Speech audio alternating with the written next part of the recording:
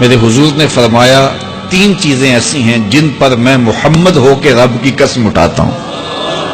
ان میں سے پہلی بات یہ ہے کہ میں قسم کرتا ہوں کہ صدقے سے مال کم نہیں ہوتا، اور دوسری بات اگر کسی نے کسی پہ زیادتی کی اور اس نے کہا جا میں نے معاف کر دیا، تو حضور فرماتے ہیں میں قسم دیتا ہوں اس کی عزت کم نہیں ہوگی۔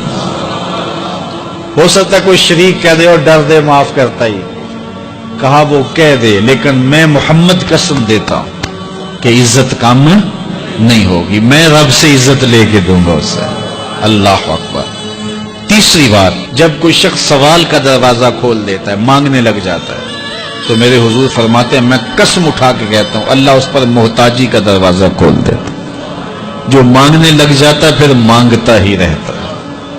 ہم نے دیکھا کچھ لوگ بچپن سے مانگتے ہیں، بڑھاپے تک مانگتے رہتے ہیں، ان کی کبھی ضرورت پوری نہیں ہوئی۔ یہ قرض مانگنے کی عادت جس کو پڑ جائے تو وہ بھی ساری زندگی قرض ہی مانگتا رہتا ہے، ہر وقت مقروض۔